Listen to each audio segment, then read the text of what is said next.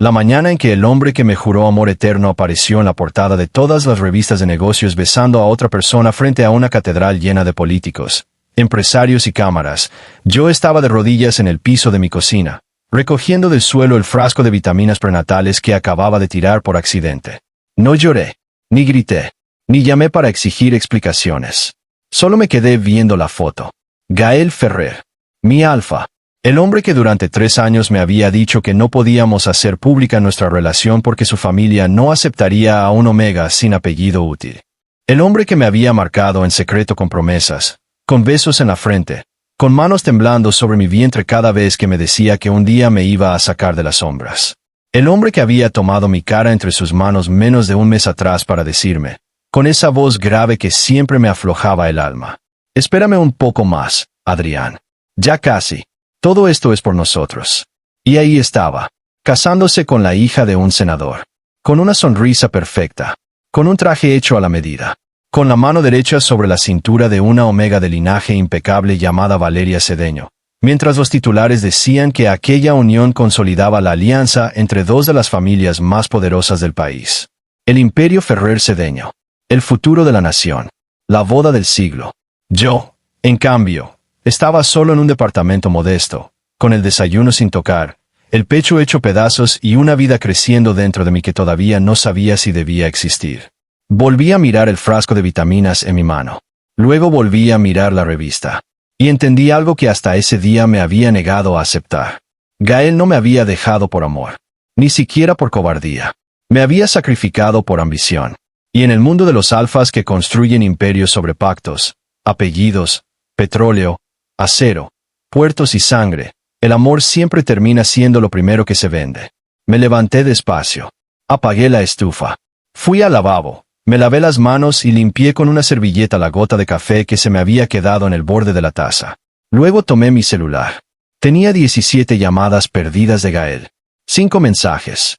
El primero decía: Adrián, por favor, no veas noticias hoy. Déjame explicarte. El segundo: no es lo que parece. El tercero: te juro que esto no cambia nada entre nosotros. El cuarto: contéstame. Y el último, enviado hacía apenas 3 minutos. Si me amas, confía en mí. Solté una carcajada seca, amarga, tan ajena a mí que por un momento pensé que había sido otro quien la dejó salir. Si me amas. Como si el amor fuera una venda. Como si amar a un alfa poderoso significara aceptar que te use en silencio mientras le entrega su apellido, su casa, sus fotografías y su futuro público a otra persona. Bloqueé su número. Después me senté en la mesa. Saqué mi libreta negra. Y escribí una sola línea en la primera página vacía. No le voy a quitar nada. Voy a dejar que lo pierda todo. Gael Ferrer no había construido su imperio solo. Eso fue lo primero que entendí cuando el dolor dejó de nublarme y empezó a convertirse en otra cosa. Una cosa más fría, más afilada, más paciente. Los Ferrer eran conocidos por su conglomerado: puertos, transporte marítimo, farmacéuticas, cadenas hoteleras, bodegas, constructoras, medios digitales, y sobre todo, contactos políticos que ningún periodista serio se atrevía a tocar sin terminar silenciado, comprado o arruinado. Lo que casi nadie sabía era que muchas de las piezas que mantenían funcionando ese monstruo pasaban primero por mis manos. No porque yo fuera famoso. No porque llevara su apellido, sino porque Gael confiaba en mí más de lo que debía. Yo había sido el Omega invisible detrás de sus noches más largas. El que le corregía discursos. El que revisaba contratos. El que traducía reportes financieros. El que detectaba inconsistencias que ni sus analistas estrella veían. El que lo escuchaba cuando todos se iban, cuando el alfa impecable, el heredero brillante, el futuro presidente del consejo, se quedaba solo. Se aflojaba la corbata y apoyaba la cabeza en mi regazo mientras decía que solo conmigo podía bajar la guardia. Nunca pedí un puesto. Nunca pedí crédito. Nunca pedí que me presentara en público. Estaba enamorado, y los enamorados hacemos trabajos gratuitos para quienes nos prometen un lugar que nunca llega. Gael solía decir que yo tenía una forma rara de entender los negocios. Que mientras él veía cifras, yo veía fracturas. Eso es lo que te hace peligroso, Adrián, me decía sonriendo. No porque seas cruel, sino porque entiendes dónde truena primero una estructura. Tenía razón. Solo que ninguno de los dos imaginó que un día yo usaría ese talento contra él. Abrí mi laptop. Entré a una carpeta encriptada que guardaba por costumbre profesional, no por malicia. Durante años había archivado borradores, cronologías, actas, modificaciones, correos reenviados, versiones preliminares de contratos y minutas privadas de reuniones a las que no se me permitía asistir, pero de las que después me enteraba todo porque Gael quería mi opinión. Ahí estaba su imperio. No completo, pero sí lo bastante como para ver los huecos entre los ladrillos. Y cuando uno sabe dónde están los huecos, no necesita empujar con fuerza. Solo necesita esperar el momento exacto. La primera grieta se llamaba Puerto Salvatierra, el gran proyecto insignia del Grupo Ferrer. Una terminal marítima ecológica, avalada por el gobierno, celebrada por inversionistas extranjeros y vendida a la prensa como símbolo del nuevo país moderno. Yo había leído 3 versiones distintas del informe ambiental. En la versión pública, todo era impecable. En la privada, había observaciones. En la más vieja, la que nunca debió sobrevivir en ningún disco duro, se detallaba el riesgo de contaminación por residuos industriales arrastrados hacia 2 comunidades pesqueras. Gael había visto ese informe. Lo recuerdo perfecto porque esa noche se quedó mirando la pantalla, con la mandíbula tensa, y luego me dijo: a veces, para cambiar el país, hay que ensuciarse las manos. Yo le contesté: una cosa es ensuciarse las manos y otra taparle la boca a la gente que va a pagar el costo. Él me besó la frente, como si eso fuera una respuesta. Cerré los ojos, volví al presente y exporté una copia del archivo. No iba a enviarlo todavía. Una caída grande no empieza con una explosión. Empieza con un murmullo. La segunda grieta se llamaba Helix Pharma, una empresa adquirida meses atrás por el Grupo Ferrer para entrar al mercado de estabilizadores hormonales, inhibidores y tratamientos de fertilidad para alfas y omegas. En apariencia, una compra estratégica. En realidad, una bomba de tiempo. Los reportes internos mostraban retrasos en pruebas, quejas archivadas, lotes mal etiquetados y presiones brutales para sacar producto antes del cierre fiscal. No era solo negligencia. Era hambre. Hambre de crecer más rápido de lo que el cuerpo de negocio podía soportar. La tercera grieta era más delicada y más personal. La Fundación Áurea Ferrer, la cara filantrópica del grupo. Becas para omegas de bajos recursos. Centros de salud. Programas de reinserción laboral. Campañas de maternidad segura. Hermoso. Emocionante. Fotografiable. Y una farsa parcial. No porque no ayudaran a nadie, sino porque buena parte del dinero donado daba vueltas en círculos raros antes de llegar a donde decía llegar. No era suficiente para tumbarlos por sí sola, pero sí suficiente para aprender preguntas. Y las preguntas, cuando se hacen en el momento correcto, valen más que las pruebas. Porque obligan a la gente a mirar. Y una vez que la gente mira, ya no puedes volver a meter la mugre debajo de la alfombra. Me recargué en la silla. Mi mano fue a mi abdomen por instinto. Apenas se notaba nada. Solo una conciencia nueva. Una fragilidad secreta. Una vida que no le debía su existencia al amor sano, sino al último mes de una relación que yo todavía creía verdadera. Me doblé un poco hacia adelante. No por tristeza, por rabia. Porque no era solo que Gael se hubiera casado con otra. Era que lo había hecho sabiendo lo que había entre nosotros. Sabiendo lo que podía pasar. Sabiendo que yo jamás haría escándalo. Porque lo conocía. Y él me conocía a mí. Sabía que yo no era de gritar en la calle, ni filtrar audios por venganza impulsiva, ni presentarme en su boda a armar un escándalo. Contó con mi silencio. Con mi dignidad. Con mi amor. Lo que no calculó fue que el silencio también puede usarse como arma. 2 días después de la boda, salí por primera vez del departamento. No para llorarle en su oficina. No para suplicarle. Fui a ver a una persona que conocía desde antes de Gael. Catalina Mena. Beta. Periodista financiera. 29 años. Cara de ángel cansado y cerebro de navaja. Nos habíamos conocido cuando yo era corrector editorial en una revista de economía. Ella apenas empezaba y ya tenía el hábito de sonreír como si estuviera inventariando las mentiras del cuarto. Nos dejamos de ver cuando mi vida se fue enredando con los Ferrer. Porque así pasa. Los imperios no solo te quitan tiempo, te aíslan. La cité en una cafetería pequeña de Coyoacán, una de esas donde la gente finge que va a leer, pero en realidad va a vigilar discretamente a quien entra. Catalina llegó con gabardina clara, el cabello recogido y una libreta roja.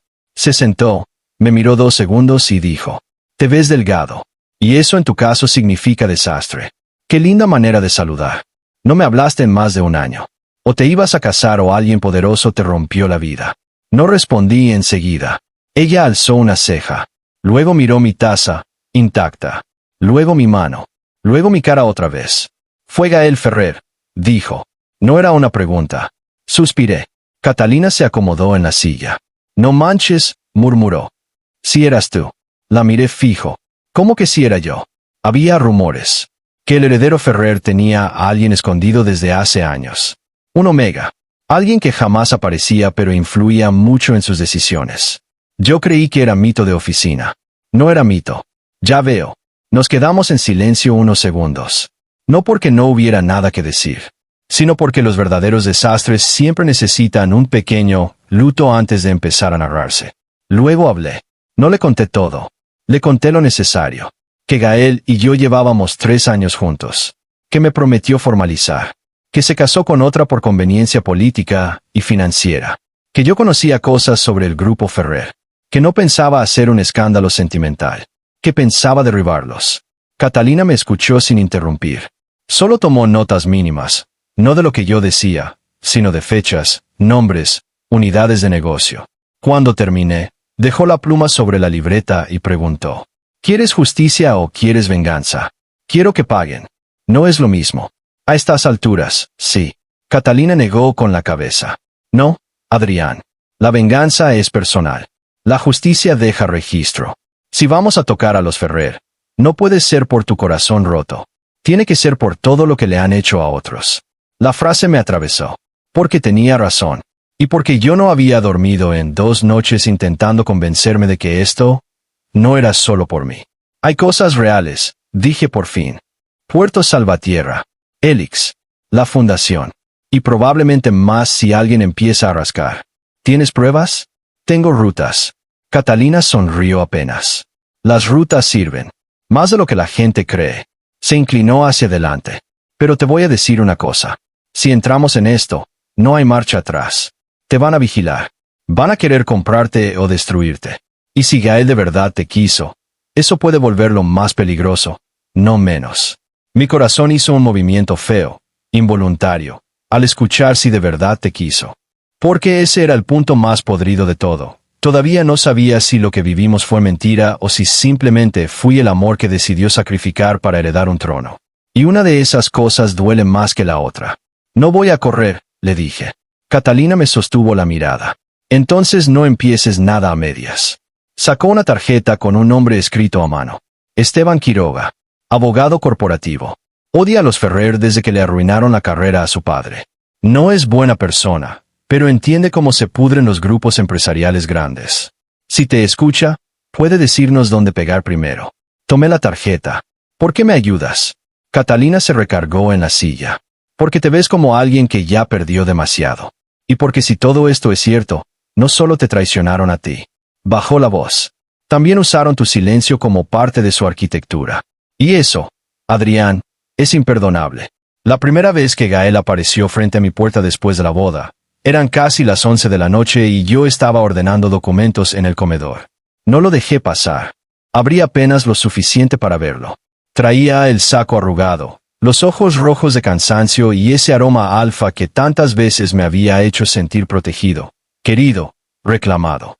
Esa noche solo me dio asco. Adrián, dijo en voz baja. Gracias a Dios.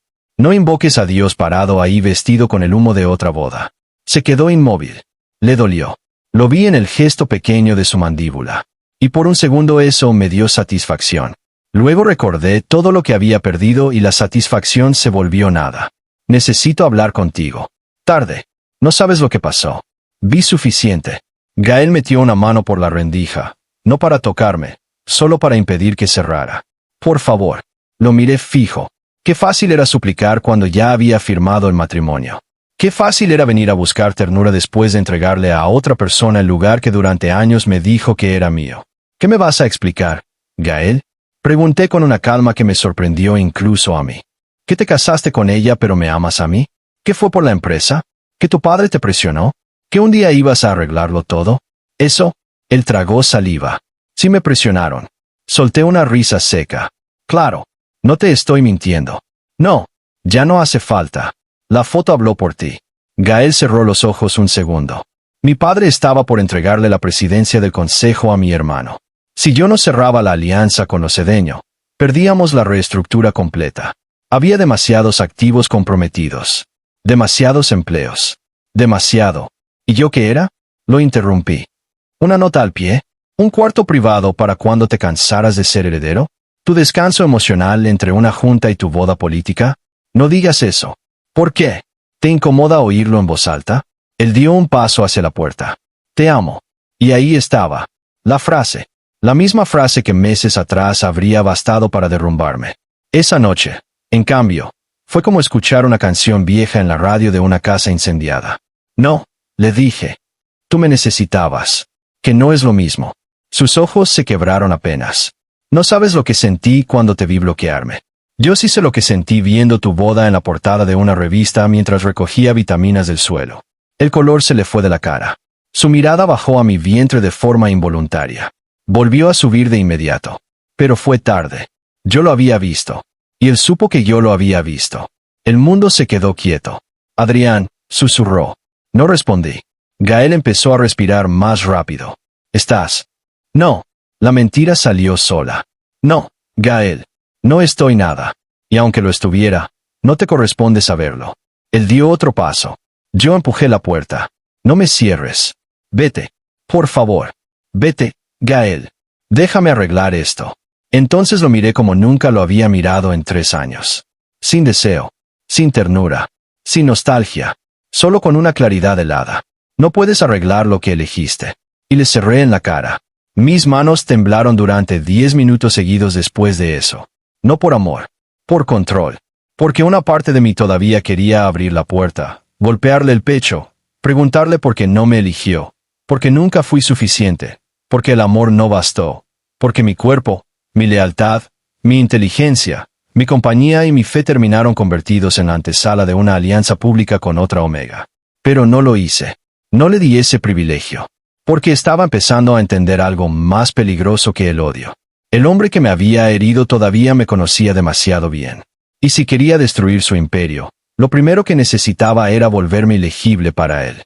Esteban Quiroga me recibió en un despacho sin ventanas, en un edificio gris del centro histórico que olía a papel viejo y café rehecho. No se levantó cuando entré. Tampoco me ofreció agua.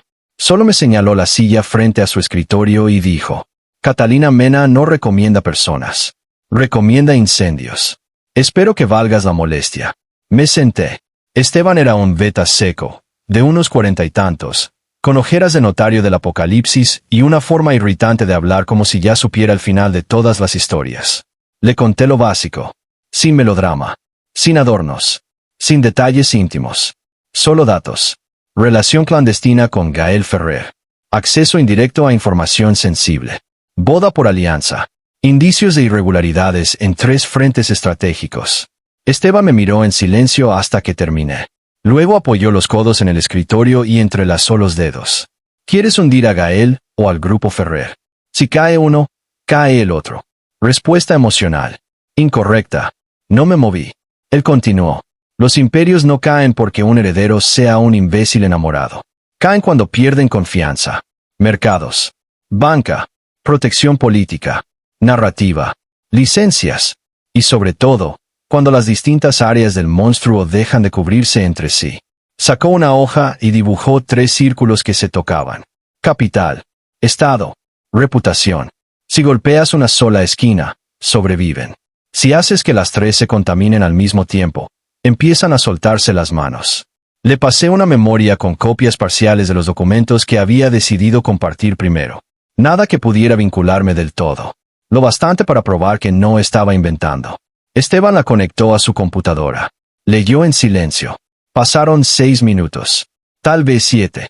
Luego se echó hacia atrás. Mierda. No sonreí. ¿Sirve? Sirve si eres paciente. Y si entiendes que esto no se hace en una semana. No tengo prisa. Él me observó como quien revisa la estructura de un cuchillo. No. Tú tienes otra cosa. ¿Qué cosa? Hambre. Me dio la memoria de vuelta. Vamos a usar 3 vías. Periodística, regulatoria y financiera. Catalina mueve la primera. Yo la segunda. Pero la tercera necesita a alguien dentro del círculo empresarial que tenga razones para traicionar a los Ferrer. ¿Existe alguien así? Esteban soltó una risa mínima. Siempre existe. La lealtad corporativa dura hasta que alguien calcula mejor sus pérdidas. Empezamos por lo más pequeño. O lo que parecía más pequeño. Una filtración controlada a un periodista extranjero sobre inconsistencias en el componente ecológico de Puerto Salvatierra. No una acusación completa. Solo preguntas incómodas. Preguntas con respaldo técnico suficiente para obligar a una revisión preliminar. Al mismo tiempo, Catalina empezó a levantar testimonios de 2 ex empleados de Helix Pharma que habían sido despedidos después de reportar alteraciones en lotes. Nada público todavía. Solo blindaje. Y Esteban, con un par de contactos en instancias regulatorias, activó discretamente una revisión rutinaria sobre contratos derivados de la Fundación Áurea. El objetivo no era ganar. Todavía no. Era obligarlos a moverse. Porque cada vez que un imperio se mueve rápido para tapar una fuga, deja huellas nuevas. Y yo estaba listo para seguirlas. A los 11 días, la primera nota salió. No en un diario nacional. En una plataforma financiera internacional de mediana reputación que nadie hubiera tomado demasiado en serio, excepto los inversionistas. Questions emerge over environmental reporting Taid to Ferrer Group Port Expansion. No acusaba. No condenaba. Solo sembraba duda. Pero la bolsa no necesita certezas para ponerse nerviosa. Le bastan rumores técnicamente plausibles. Esa misma tarde, las acciones de una de las subsidiarias logísticas bajaron 3 puntos. Nada mortal, pero sí visible. En redes, los medios amigos de los Ferrer intentaron sofocar la nota ridiculizándola. Demasiado tarde. Lo que hace daño no es la primera publicación. Es que la segunda ya encuentre gente mirando. Esa noche no dormí. No por culpa, por adrenalina. Me quedé viendo el techo de mi cuarto mientras la ciudad zumbaba del otro lado de la ventana. Yo había pasado años creyendo que el poder de los Ferrer era una catedral. Ahora estaba viendo de cerca lo que en realidad era. Un edificio con fachada de mármol y pasillos internos llenos de yeso. Mi celular vibró a las 2:17 de la madrugada. Número desconocido. Contesté sin hablar. Del otro lado, silencio. Luego la respiración de Gael. Sé que fuiste tú, dijo. Me tomó un segundo reconocer todo lo que había en esa frase. No enojo puro. También incredulidad. También una herida muy masculina. Muy alfa. Muy estúpida. La imposibilidad de concebir que su omega secreto hubiera dejado de protegerlo. No sé de qué hablas, respondí. Adrián, por favor. No juegues conmigo. Tú empezaste. Silencio otra vez. Esto no te va a devolver nada. A ti tampoco. Su voz bajó. Van a lastimarte si sigues. Qué curioso. Hasta ahora el que me lastimó fuiste tú. No entiendes lo que hay detrás. Entonces tenías que haberlo pensado antes de subirme al altar invisible donde me tuviste 3 años mientras te casabas en uno real con otra persona. Escuché cómo soltó el aire. Como si estuviera conteniéndose. No quería perderte. Y aún así me perdiste. Adrián, no me vuelvas a llamar. Escúchame. Si supieras lo que hice para protegerte. No me protegiste, Gael. Me escondiste. Y colgué.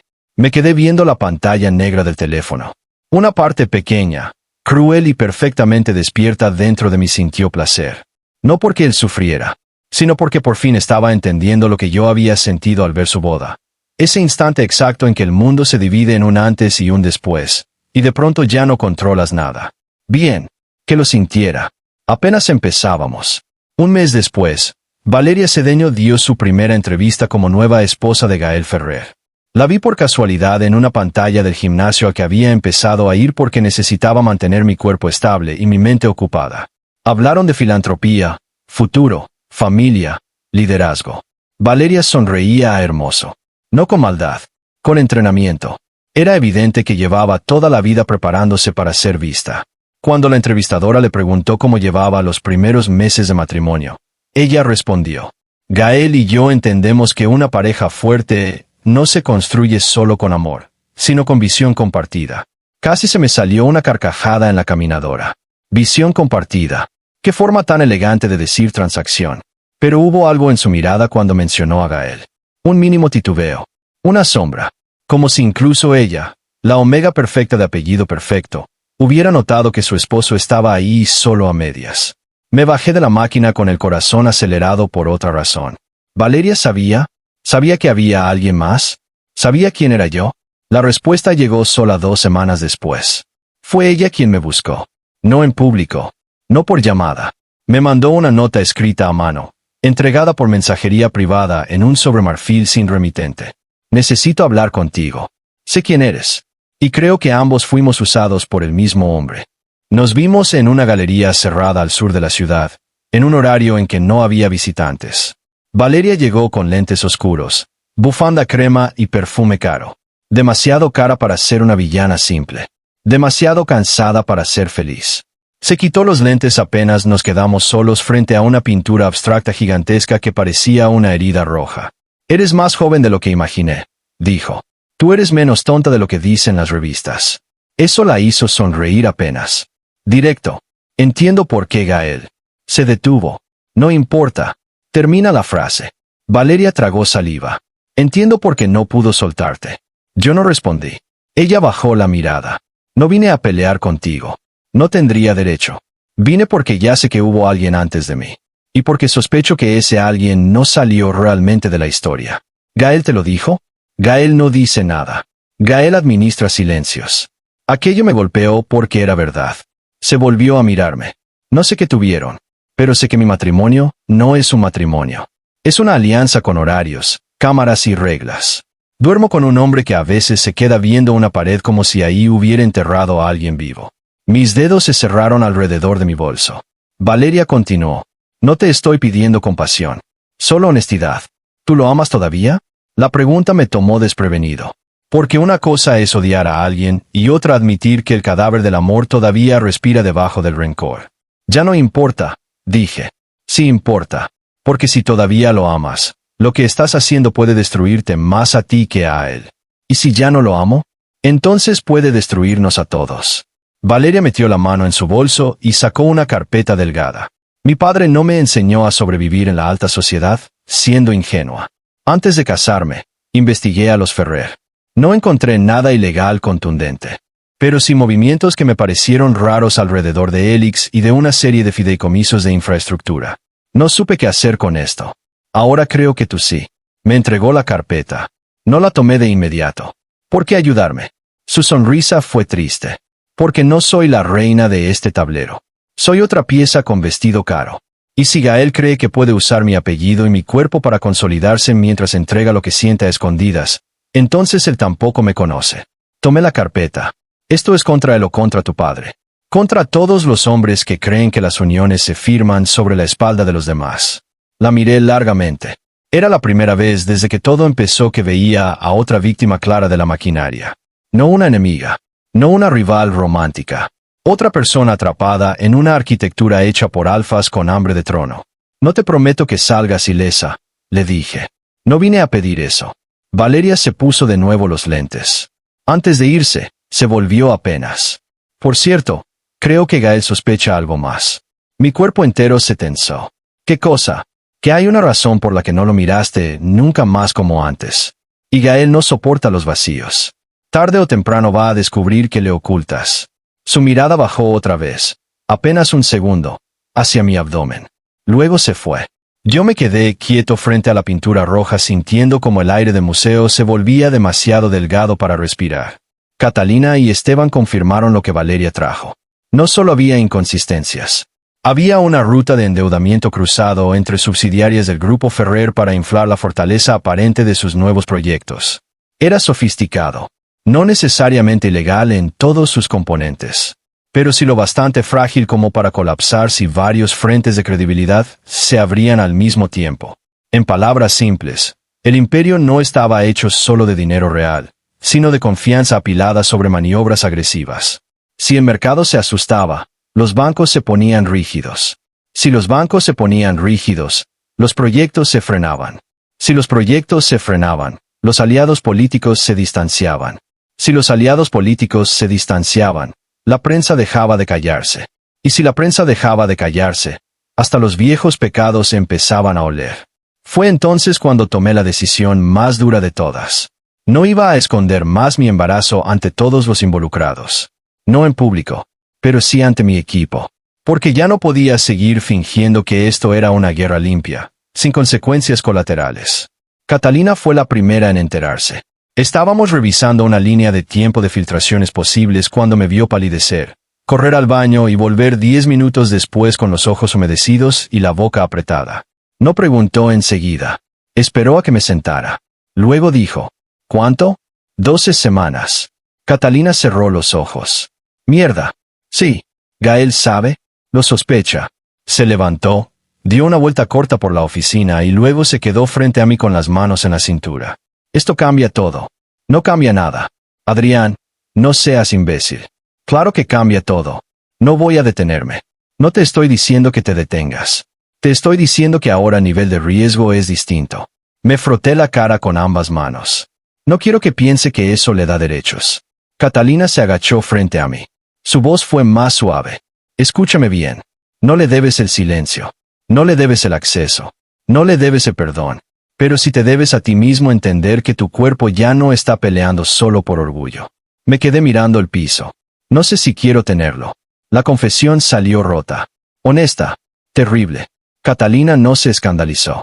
Solo tomó aire. Tampoco tienes que decidir hoy. Eso me salvó un poco. Porque todos creen que las decisiones grandes se toman con claridad. Mentira. A veces solo sobrevives una hora más. Una noche más. Un análisis más. Una mañana donde todavía puedes pararte de la cama. Eso fue lo que hice. Seguir. Mientras decidía. El verdadero golpe llegó en el tercer mes. Primero fue la revisión extraordinaria a Helix Pharma. Luego una columna sobre despidos irregulares ligados a controles de calidad. Después, un reportaje extranjero retomó el tema ambiental de Puerto Salvatierra agregando testimonios locales. Y como si alguien hubiera esperado una señal, empezaron a aparecer voces viejas. Ex-empleados, consultores, proveedores desplazados, gente que llevaba años tragándose humillaciones bajo el poder Ferrer y que de pronto entendió que el blindaje ya no era absoluto.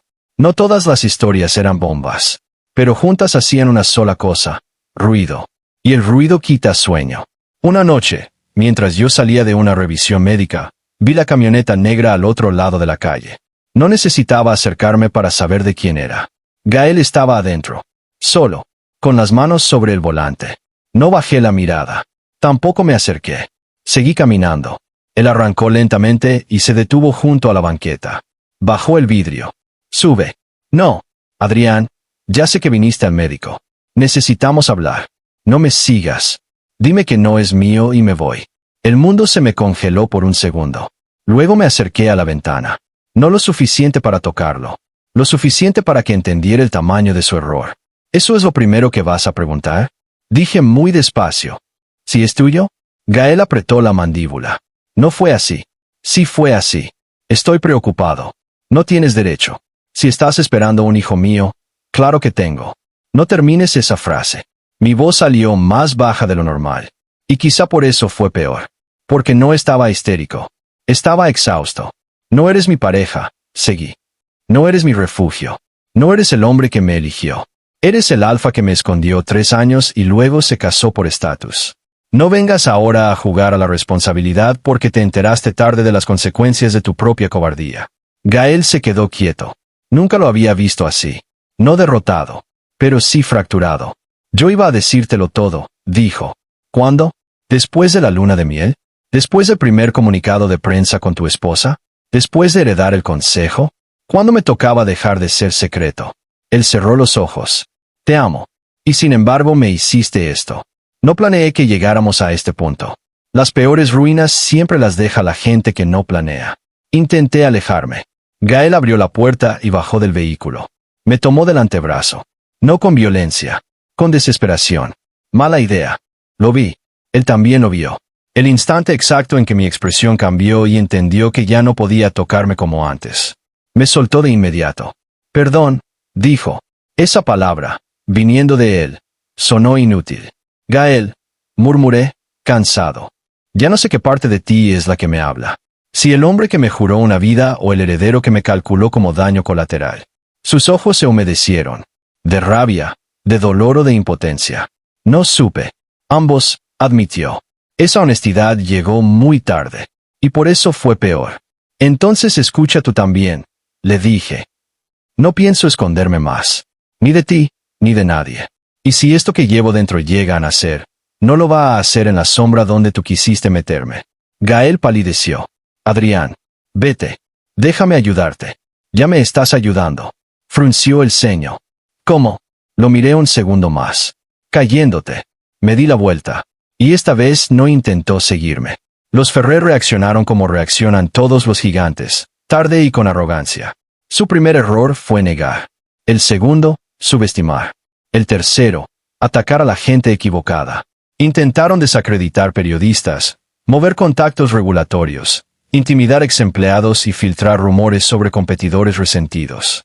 Pero en su desesperación cometieron una torpeza preciosa. Presionaron de más a una contadora de rango medio de la Fundación Áurea, una beta llamada Lucía Torres, que llevaba años tragándose manejos turbios por miedo a perder el trabajo.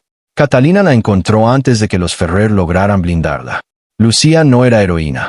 Era una mujer cansada, con 2 hijos y deudas médicas.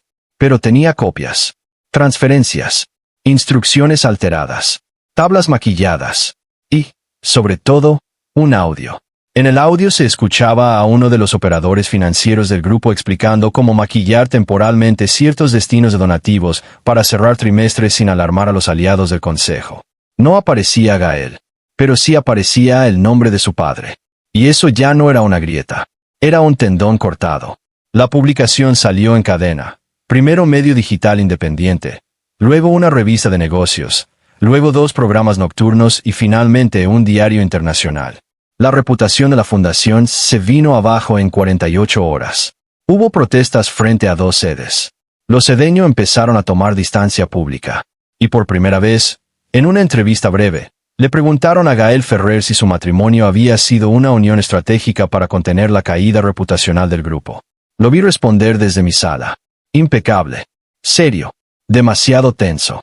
Mi vida privada no tiene relación con las operaciones corporativas del grupo. Mentía hermoso.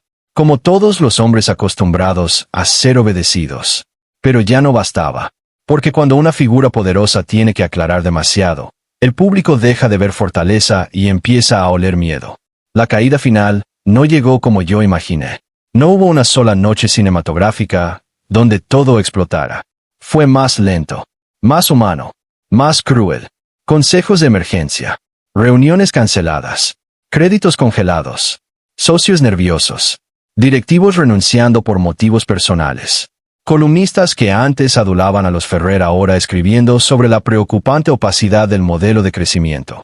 El padre de Gael sufrió una hospitalización por presión alta en medio del escándalo. El hermano menor intentó posicionarse como relevo más limpio. Valeria desapareció un mes entero del foco público. Y Gael empezó a verse viejo. Viejo a una velocidad imposible. No en los años, en los ojos, en la manera de caminar. En cómo sostenía la espalda durante los comunicados. Vi su derrumbe desde lejos, como él había visto durante años mi capacidad de arreglar en silencio los bordes de su mundo. Ahora yo estaba del otro lado, sin decir una sola palabra, tal como prometí. No fui a programas, no publiqué hilos, no di entrevistas con mi nombre, no lo denuncié en redes, no me presenté a humillarlo. Solo moví la arquitectura correcta y dejé que el edificio revelara sus propias grietas. Eso fue lo que más le dolió. No el escándalo, no las pérdidas, no la prensa, sino entender que la persona que mejor conocía la respiración interna de su imperio había decidido dejar de sostenerlo. Y no había gritado, solo se había apartado. A veces destruir no es incendiar. A veces destruir es soltar. La última vez que vi a Gael antes del desenlace fue en la casa que habíamos rentado en secreto durante 1 año y medio. Yo no había vuelto desde la boda. Él me citó ahí con un mensaje que estuve a punto de ignorar. No voy a pedirte nada. Solo necesito que escuches una vez. Después desaparezco de tu vida si eso quieres. No sé por qué fui. Tal vez porque estaba cansado de arrastrar fantasmas. Tal vez porque el embarazo ya pesaba más en todos los sentidos y yo necesitaba cerrar una puerta antes de abrir otra. La casa olía igual. Cedro, café y lluvia vieja. Eso casi me rompe más que cualquier palabra. Gael estaba de pie junto a la ventana. Sin saco, sin corbata, sin la armadura pública. Cuando me vio, no se acercó. Y agradecí ese mínimo aprendizaje tardío. Te ves cansado, dijo. Tú destruido. Casi sonrió. Justo. Nos quedamos en silencio. Luego él habló primero. Mi padre renunció hoy al consejo. No respondí. El grupo va a vender 2 divisiones. Elix está prácticamente perdida. Los sedeños se van a retirar de la alianza patrimonial. Valeria pidió separación privada. Aún no será pública, pero va a pasar. Sentí una punzada rara en el pecho. No alegría. No lástima. Algo más áspero. Como ver el esqueleto de una casa donde una vez fuiste feliz. Viniste a contarme tu obituario empresarial, dije. Vine a decirte la verdad, aunque ya no sirva. Levantó la vista hacia mí. Sí te amé. Sí te amo. Y si me casé con Valeria por estatus, por miedo y por ambición. No hay una versión elegante de esto. Quise tenerlo todo. Quise heredar el imperio sin perderte. Creí que podría controlarlo. Que podría protegerte a un lado mientras resolvía lo otro. Fui un cobarde. Y también fui arrogante. Pensé que tu amor iba a aguantar lo que fuera. No dije nada. Necesitaba que siguiera. Cuando empezaron a caer las primeras piezas, te odié, admitió con una honestidad brutal. No porque no lo mereciera, sino porque eras la única persona con el mapa completo. Y porque dolía saber que estabas usando contra mí justo la parte de mí que más admirabas. Mi garganta se cerró un poco. No lo hice por admiración, murmuré. No, lo sé. Lo hiciste porque yo convertí nuestro amor en una estructura de silencio. Y el silencio se me regresó como cuchillo. Tragó saliva. Lo que más me destruyó no fue perder el consejo. Fue entender que cuando te vi en esa calle, saliendo del médico, ya no eras mío de ninguna forma. Alcé la barbilla. Nunca fui tuyo. Tienes razón. El aire entre ambos se quedó quieto. Después Gael metió la mano al bolsillo y sacó algo pequeño. Mi anillo. El que me dio en una ceremonia privada, absurda y hermosa, frente a una capilla vacía en un pueblo fuera de la ciudad. El anillo que yo le devolví por mensajería el día después de la boda. Lo dejó sobre la mesa. No vengo a pedir que regreses, ni que me perdones. Solo quiero devolverte lo que nunca debí convertir en mentira pública. Mis ojos ardieron. Odié que ardieran. ¿Y qué quieres que haga con eso? Lo que tú quieras. No te mereces paz. Gael asintió. Lo sé. Entonces, por primera vez desde que empezó todo, yo también dije la verdad completa. Estoy cansado, Gael. Mi voz se quebró apenas. No solo de ti.